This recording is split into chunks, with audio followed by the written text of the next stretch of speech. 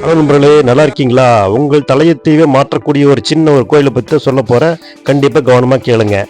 நம்ம சேனலில் இன்றைக்கி வந்து பார்த்திங்கன்னா சமையல் வெளியே போடலை. அதுக்கு பதிலாக வந்து பார்த்திங்கன்னா இன்றைக்கி ஒரு புது விதமான அனுபவங்கள் உங்களுக்கு கூட பகிர்ந்துக்க போகிறேன். நம்ம பார்க்கக்கூடிய இந்த கோயில் வந்து பார்த்திங்கன்னா கிட்டத்தட்ட ஒரு 1000 வருடம் அல்லது 700 வருடத்துக்கு மேற்பட்ட கோயிலாக இருக்கலாம் அப்படின்னு சொல்லி இது நம்பப்படுகிறது. நம்ம தலையெழுத்தையே மாற்றக்கூடிய இந்த கோயில் வந்து பார்த்திங்கன்னா உங்களுடைய ஜாதகத்தை வைத்து பூஜை பண்ணணும் அப்படின்னா அங்கே சொல்லக்கூடிய விஷயங்கள்லாம் பார்த்திங்கன்னா ரொம்ப பிரம்மமாக இருக்குது. அந்த மாதிரி வந்து சொல்லியிருக்கிறாங்க.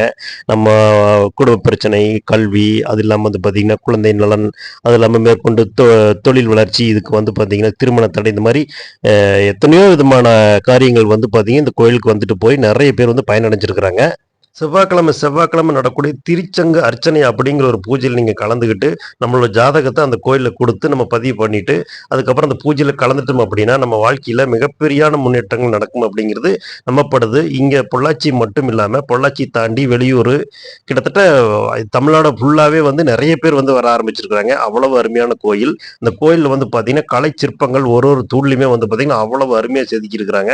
இங்கே வந்து பார்த்தீங்கன்னா சிவன், பார்வதி தேவி, அது இல்லாமல் வந்து பார்த்தீங்கன்னா மீனாட்சி அம்மாள், தட்சிணாமூர்த்தி, ஐயப்பன்,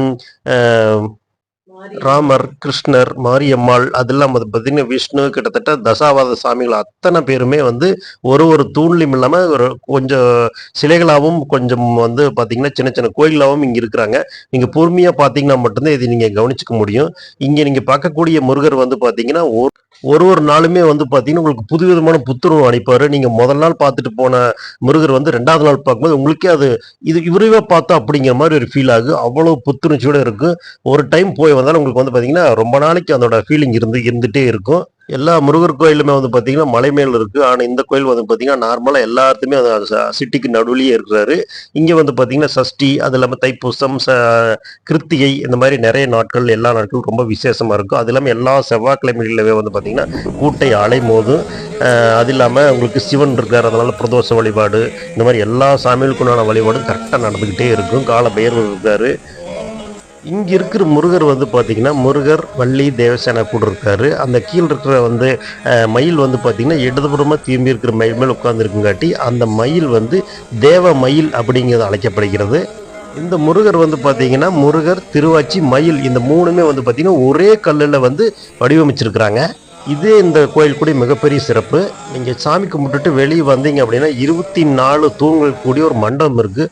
அந்த ஒரு மண்டபத்திலுடைய அந்த கால்கள்லையுமே வந்து பார்த்திங்கன்னா நகம், முடி, கன்னத்தில் குளிக்கிற பெண்ணு, மனித உருவம், விஷ்ணு சிலை, இந்த மாதிரி ராமர், அனுமன், இந்த அது இல்லாமல் வந்து பார்த்திங்கன்னா பால் செரியும் பசு, அப்படியே கொஞ்சம் மேலே பார்த்திங்கன்னா நம்ம கட்டடக்கலைக்கு மிகப்பெரிய ஒரு சான்றாக விளங்கக்கூடிய ஒரு வளையமான ஒரு உருவம் போட்டிருப்பாங்க. அது வந்து பார்த்திங்கன்னா எப்படித்தான் அந்த காலத்தில் செஞ்சாங்க அப்படிங்கிறது ஒன்றும் புதிராகவே இருக்குது. அவ்வளோ சூப்பரான ஒரு வளையம், எப்படி அவ்வளோ அருமையாக பண்ணியிருக்காங்கிறதே வந்து பார்த்திங்கன்னா ரொம்ப பெரிய ஆச்சரியம்.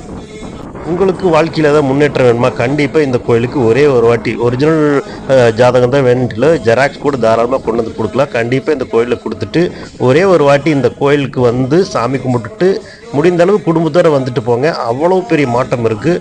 உங்களுக்கு வந்து வாழ்க்கையில் முன்னேற்றம் அடையணுமா? கண்டிப்பாக இந்த சாமி நம்பி வாங்க.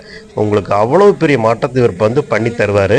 பல 100 ஆண்டு பழமையான நம்ம முன்னோர்களுடைய கோயிலில் வந்து பார்த்திங்கன்னா நீங்களும் தரிசிட்டு போங்கன்னு நான் ரொம்ப வேண்டி விரும்பி கேட்டுக்கிறேன். வரும்போது முடிந்த அளவு குடும்பத்தோடு வந்துட்டு காலை நேரத்துலேயே வந்துடுங்க. 9 மணிக்கு டோக்கன் கொடுத்துருவாங்க. டோக்கன் கொடுக்கும்போது பார்த்திங்கன்னா ஒரு 50 பேர் அனுமதி அப்படிங்கிறாங்க.